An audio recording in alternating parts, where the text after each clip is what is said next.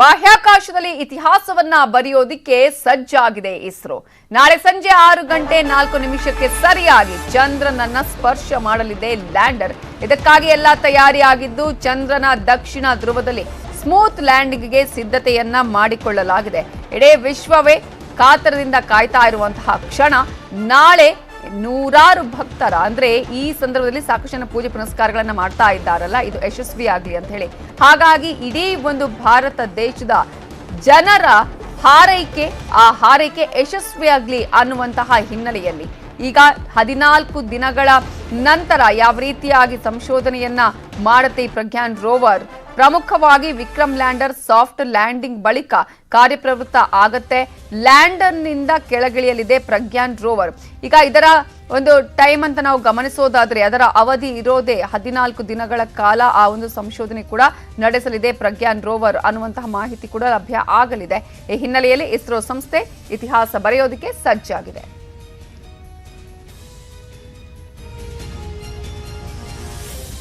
ಹಾಗೆಯೇ ಚಂದ್ರಯಾನ 3 ಲ್ಯಾಂಡಿಂಗ್ ಬಗ್ಗೆ ಉಡುಪಿಯ ಪ್ರೊಫೆಸರ್ ಎಪಿ ಭಟ್ ಮಾಹಿತಿ ಕೊಟ್ಟಿದ್ದಾರೆ. ನಮ್ಮ ಭಾರತದ ಹೆಮ್ಮೆಯ ಇಸ್ರೋ ಅವರ ಒಂದು ಪ್ರಯೋಗ, ಆಕಾಶದ ಪ್ರಯೋಗ. ಆಕಾಶದಲ್ಲಿ ಎಷ್ಟಪ್ಪ 3,84,000 ಕಿಲೋಮೀಟರ್ ದೂರ ಭೂಮಿಯಿಂದ ಸರಾಸರಿ ದೂರ.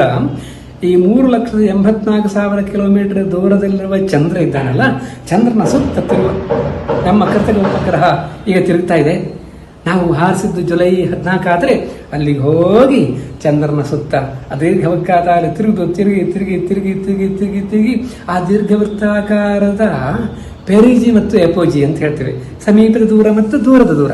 ಈ ದೂರ ಕಡಿಮೆ ಆಗಿ ಈಗ ಇನ್ನೇನಂದ್ರೆ ಚಂದ್ರನ ಮೇಲೆ ಇಳಿಯುವಂತಹ ಒಂದು ಸಂಭ್ರಮ ಅಂತ ಹೇಳಲಿ, ರೋಮಾಂಚನ ಅಂತ ಹೇಳಲಿ, ಒಬ್ಬೊಬ್ಬ ಅಷ್ಟು ಕ್ಲಿಷ್ಟಕರವಾದಂತಹ ಪ್ರಯೋಗಕ್ಕೆ ಇಡೀ ಭಾರತದ ವಿಜ್ಞಾನಿಗಳು ಅಣಿಯಾಗಿದ್ದಾರೆ. ನಾಳೆ ಆಗಸ್ಟ್ 23ನೇ ತಾರೀಕು ಸಂಜೆ 5:15 6:15 ಈ ಪ್ರಯೋಗ ಮುಗಿದು ಹೋಗ್ಬಿಡುತ್ತೆ. ಏನಂದ್ರೆ ಆ ಹೊತ್ತಿಗೆ ಸುಮಾರು 100 ಕಿಲೋಮೀಟರ್ ಚಂದ್ರನ ಮೇಲ್ಮೈಯಿಂದ 100 ಕಿಲೋಮೀಟರ್ ಎತ್ತರದಿಂದ ಕೆಳಗಿಳಿಯುವುದಂದ್ರೆ ಈ ಇಳಿಯುವುದು ಹೇಗೆಂದ್ರೆ ಈ ಲ್ಯಾಂಡಿಂಗ್ ಇದೆಯಲ್ಲ, ನಮ್ಮ ಅದಕ್ಕೆ ಲ್ಯಾಂಡರ್ ಅಂತ ಹೆಸರಿಟ್ಟಿದ್ದಾರೆ.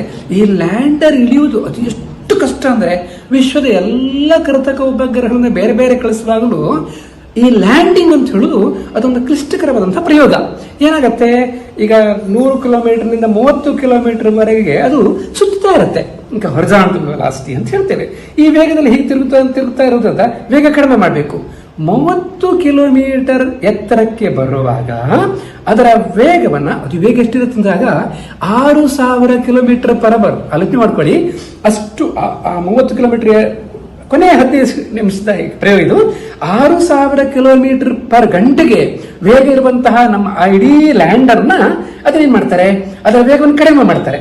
ಕಡಿಮೆ ಮಾಡಿ 30 ಕಿಲೋಮೀಟರ್ 7.4 ಕಿಲೋಮೀಟರ್ ಎತ್ತರಕ್ಕೆ ಬರುವಾಗ 6,000 ಕಿಲೋಮೀಟರ್ ಪರ್ ಅವರಿಂದ 1,290 ಕಿಲೋಮೀಟರ್ ಪರ್ ಅವರಿಗೆ ಇಳಿಸ್ತಾರೆ. ವೇಗವನ್ನು ಕಡಿಮೆ ಮಾಡಿ 7.4 ಕಿಲೋಮೀಟರ್ ಎತ್ತರದಿಂದ 6.8 ಕಿಲೋಮೀಟರ್. ಎಷ್ಟು ಕಡಿಮೆ ಸಮಯ ಅಂದ್ರೆ ಆ ಕಡಿಮೆ ಸಮಯ, ಅಷ್ಟು ಕೆಲವೇ ಸೆಕೆಂಡ್ಸ್ ಅಲ್ಲಿ ಅದನ್ನ ಉಲ್ಟಾ ಮಾಡಬೇಕು.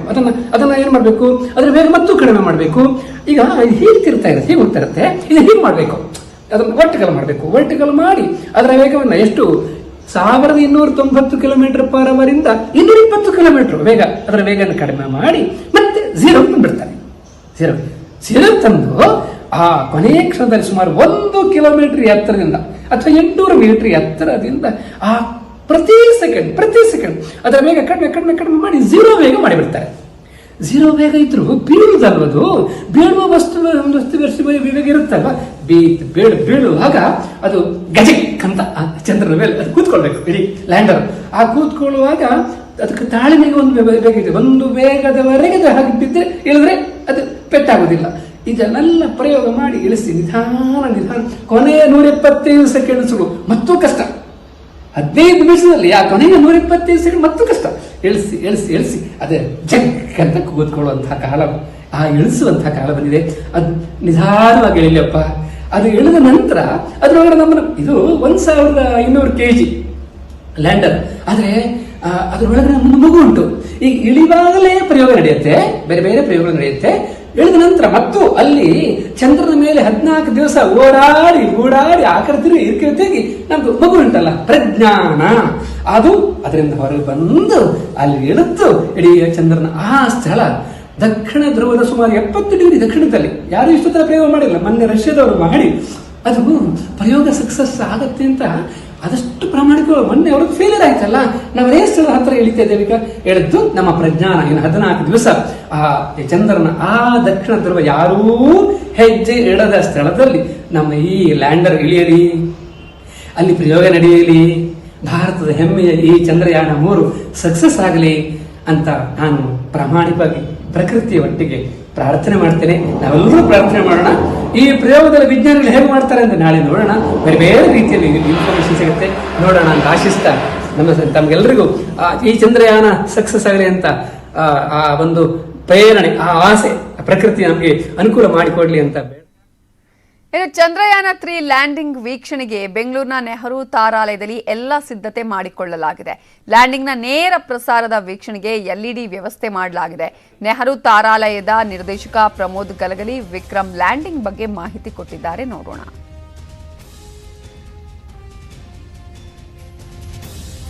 ನಾಳೆ ಬಹುನಿರೀಕ್ಷಿತ ಚಂದ್ರಯಾನ 3 ಲ್ಯಾಂಡಿಂಗ್ಗೆ ಸಮಯ ನಿಗದಿಯಾಗಿದೆ. ಸಂಜೆ 6:04ಕ್ಕೆ ಒಂದು ಲ್ಯಾಂಡಿಂಗ್ನ ಸಮಯವನ್ನ ಇಸ್ರೋ ಕೊಟ್ಟಿದೆ. ಹಾಗಿದ್ರೆ ನಗರದ ನೆಹರು ಪ್ಲಾನೆಟೋರಿಯಂ ಅಲ್ಲೂ ಕೂಡ ಈ ಒಂದು ಚಂದ್ರಯಾನ ವೀಕ್ಷಣೆಗೆ ಒಂದು ವ್ಯವಸ್ಥೆಯನ್ನ ಮಾಡಲಾಗಿದೆ. ಹಾಗಿದ್ರೆ ಏನೆಲ್ಲ ವ್ಯವಸ್ಥೆ ಇರುತ್ತೆ, ಹಾಗೆ ಚಂದ್ರಯಾನ 3 ಲ್ಯಾಂಡಿಂಗ್ ಹೇಗಿರುತ್ತೆ ಅನ್ನೋದ್ರ ಬಗ್ಗೆ ನಮ್ಮ ಜೊತೆ ಮಾತಾಡೋದಕ್ಕೆ ಪ್ಲಾನೆಟೋರಿಯಂನ ನಿರ್ದೇಶಕರಾದಂತಹ ಪ್ರಮೋದ್ ಗಲಗಲಿ ಅವರಿದ್ದಾರೆ. ಅವ್ರನ್ನ ಮಾತಾಡ್ತೀನಿ. ಸರ್, ಈಗ ನಾಳೆ ಚಂದ್ರಯಾನ 3 ಲ್ಯಾಂಡಿಂಗ್ ಟೈಮಿಂಗ್ಸ್ ಎಲ್ಲ ಫಿಕ್ಸ್ ಆಗಿದೆ. ಸೊ ನಿಮ್ಮ ಪ್ಲಾನೆಟೋರಿಯಂ ಅಲ್ಲಿ ಯಾವ ರೀತಿ ಸಿದ್ಧತೆ ಮಾಡ್ಕೊಂಡಿದ್ದೀರಾ?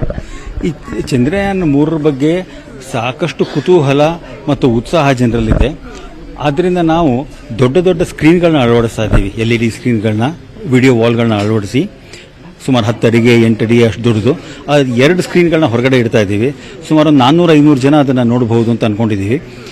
ಪ್ಲಾನೆಟೋರಿಯಂ ಅಲ್ಲಿ ನೋಡಿದ್ರೆ ಒಂದು ಚಂದ್ರನದ ಒಂದು ಡೆಮೋನು ಕೂಡ ಇಟ್ಬಿಟ್ಟಿದ್ದಾರೆ. ಇದು ಚಂದ್ರ, ಮತ್ತೆ ಅಲ್ಲಿ lander, Vikram lander, Pragyan rover ಕೂಡ ಇದೆ. ಸೊ ಇದು ನೀವು ಬಂದ ಮಾಡಲ್ಗೆ ಯಾವ ರೀತಿ ಎಕ್ಸ್ಪ್ಲೈನ್ ಮಾಡ್ತೀರಾ ಅಂತ ಸ್ವಲ್ಪ ನಮಗೆ ತೋರಿಸಿ ಕಾರ್ಯಾಚರಣೆ. ಇದು ಚಂದ್ರಯಾನ 3 ಭೂಮಿಯಿಂದ ಹೊರಟಾಗ ಇದೇನಿದೆ ರೋವರು, ಈ ರೋವರ್ ಏನಿದೆ ಇದು ಇದ್ರ ಒಳಗಡೆ ಇತ್ತು, ವಿಕ್ರಮ್ ಲ್ಯಾಂಡರ್ ಒಳಗಡೆ. ಇದೆರಡೂ ಕೂಡ ಇದ್ರ ಜೊತೆ ಸೇರ್ಕೊಂಡಿತ್ತು.